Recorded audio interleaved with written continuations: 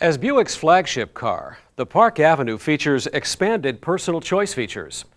These features are similar to what you've just seen, but Buick also added features unique only to the Park Avenue. The 97 Park Avenue has many of the same features found on the 96 car. On the 97 Park Avenue, you can program into memory the customer's preference for door locks, delayed locking, security feedback, perimeter lighting, as well as the seat and mirror positions. In addition, for 97, the last radio and HVAC settings each driver had when the key was turned off are stored in memory. These values can change with each key cycle. So, let's go ahead and program this car.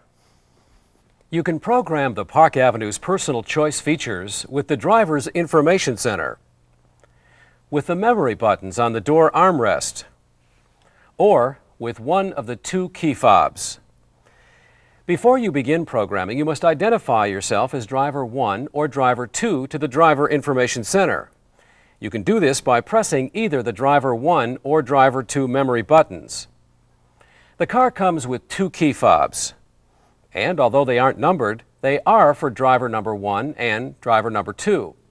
When you press unlock on the key fob, the driver's number appears in the driver information center, or as it's called, DIC.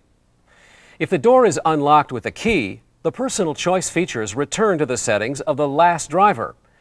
To program the driver's information center, start the car and hold the English metric button down for 5 seconds. A personal choice greeting and driver number appears. You may change the driver number if necessary by using the armrest memory buttons. Now, let's finish setting the driver information center. Using the English metric button, select the options you wish to change. Use the reset button to save your selection and advance to the next option. If the driver of the vehicle would like the seat to move to a programmed position when the unlock button is pressed, seat recall must be set to on. Once all the selections are made, the system automatically exits the programming mode, and then the message Option Selection Done appears in the DIC screen. Remember, there is more to programming the memory than just indicating what features you would like on or off. Let's go ahead and program the memory seat and mirrors.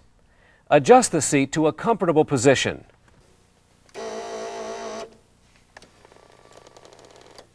And the mirrors for good visibility. Next, press and hold one of the two memory buttons. You'll hear a double beep after approximately 3 seconds, indicating the seat and mirror positions are entered in memory. The last radio and climate control settings for each driver are saved in memory for the next ignition on key cycle. These values can change on each key cycle. When I push my key fob, I get the radio and HVAC settings from the last time I drove the car. While talking with you, I'll turn the volume down and make some temperature changes. To program these features, first identify yourself as driver 1 or 2. When I turn the car off, these changes are automatically stored in memory for me, driver number 1. My wife likes it warmer, so when I use her key fob to unlock the door and then start the car, I get her last radio and HVAC settings.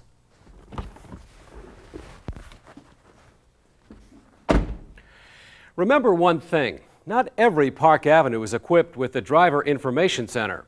If this happens to be your case, follow the same procedure I demonstrated to you earlier in this program on the 1997 Riviera.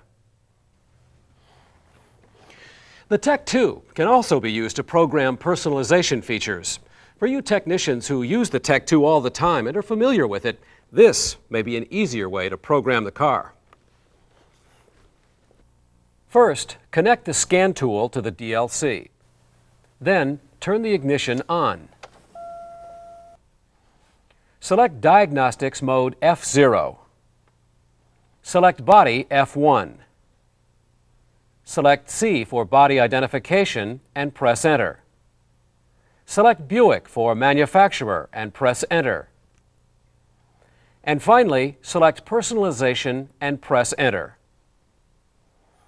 When you reach the screen which states Driver Information Center and Personalization Features, press F1 for Personalization Features.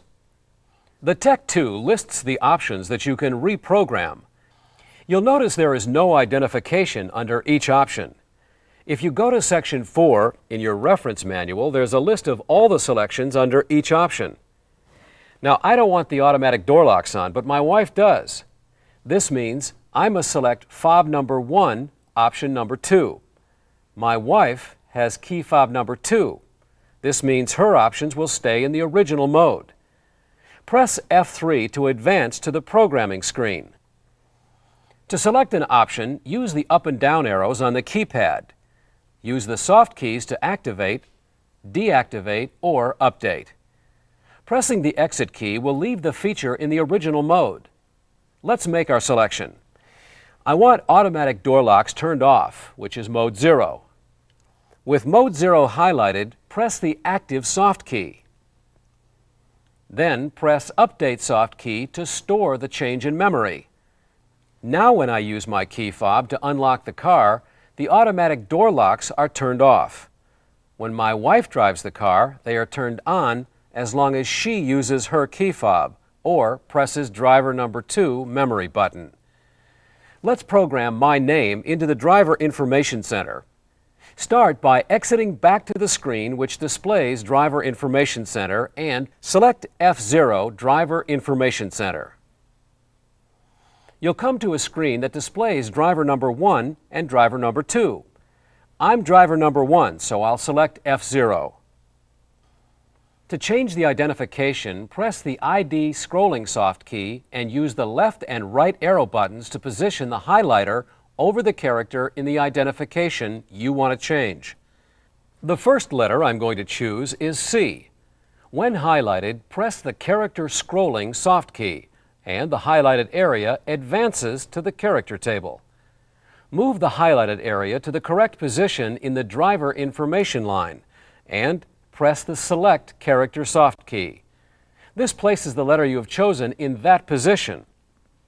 Remember, left to right character entry is not required.